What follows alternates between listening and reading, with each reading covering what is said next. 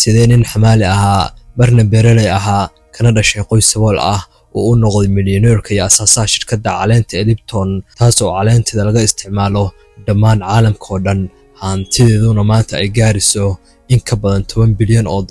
haddaba sheekadaas oo faahfaahsan ayaan halkan idinkula wadaagi doonaa. soo dhawaada daawadayaal, halkanina waa Wehel Media.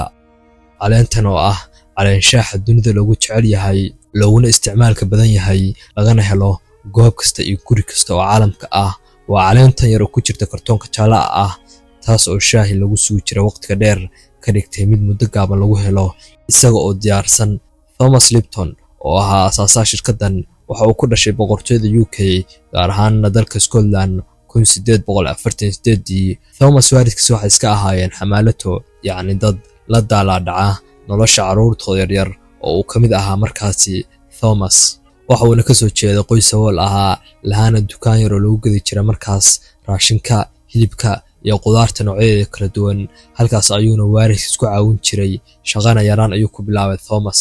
sidoo kale Thomas Lipton waxa uu ahaa xamaali ka shaqeeya dekedda, wuxuuna badeecooyin ka soo dejin jiray maraakiibta ka imaanaysa Mareykanka kuna soo xiranaysa xeebaha Scotland ilaa uu ka gaarayay Thomas da'da 20 sano.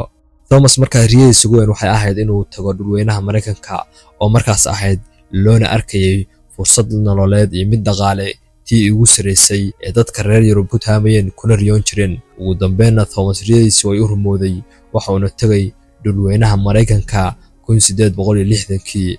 balse tagitaankiisan Mareykanka sidii uu rajaynayay uma aysan noqon. waxaana ka shaqayn jiray shaqooyin yaryar oo kala duwan sida beeraha, dukaamada iyo mar uu taksiilo noqday Thomas.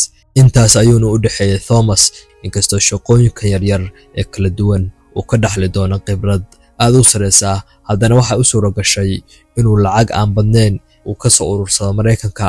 intaas kadib Thomas waxa uu ku soo laabtay Scotland oo ahayd dalkiisa hooyo isagoo wata waxoogaa lacag ah oo uu ka soo helay Mareykanka. wuxuuna markiiba furtay dukaankan yar oo markiiba u koray una kacay maadaama uu ahaa nin hore u soo shaqeeyay haystana khibrado kala duwan. si fiican ayuu sare ugu kacay ganacsigiisa cusbaa markan, wuxuuna faracyo badan ka kala furtay magaalooyin badan oo ka mid ahaa boqortooyada UK sida Ingiriiska, Scotland ilaa dhammaan dalalka isku oran jiray boqortooyada UK laskuna dhaho, isagoo ku gadi jiray dukaamadan raashinka noocyadiisa kala duwan iyo bagaashka. waxaana marxaladan dukaamada ah ku jira sida la sheegay ku dhawaad 20 sano. ugu dambeynna waxa uu go'aansaday inuu asaaso shirkad iyo ganacsi isaga gooni u ah. shirkaddan uu asaasayna waxay qaas u ahayd caleenta shaaxa la cabo, waxaana maal kasta shirkadaha yaryar ay sameyn jiray caleenta shaaxa. sidoo kale waxa uu gatay makiinada lagu sameeyo caleenta shaaxa 1888. waxa uu furay kuna dhawaaqay shirkadiisa Lipton. shirkadiisan ayaa markiiba xawli ku kortay, waxaana sababtay taas inuu lahaa dukaamo badan kuwaas oo sii iibgeyn jiray badeecadiisa cusub. sidoo kale waxa uu goobihiisa ganacsiga ka dhigay meelo lagu nasan karo, raaxo leh, soo jiidashana leh. sababta kale ugu weyn waxay ahayd inuu caleenta sicir yar ku gadi jiray, yacni caleenta tan raqiis ayuu ku gadi jiray, waxaana ka dhigay caleen qof kasta uu gadan karo. caleentana berigaas kaliya waxay gadan jiray dadka maalqabeennada ah iyo madaxda maadaama caleemihii hore oo jiray ay qaali ahaayeen. isaguse waxa uu keenay fikrad ah caleenta inuu ku gado qiimo jaban, ileen dadka inta madaxda iyo maalqabeennada ah iyo shacabka intiisa kale waxaa badan dadka dabaqada dhexe ah ama faqiirka ah.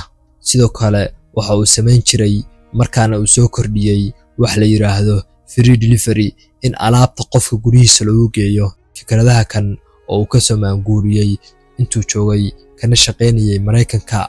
wuxuuna xayeysiin mug weyn u sameyn jiray caleentiisa, xayeysiin toos ah oo bulshada dhexdeeda ah. mararka qaarna waxa uu sameyn jiray bandhigyo dadweyne halkaas oo uu dadka si toos ah ugu dhiibo badeecadiisa tijaabo ahaan.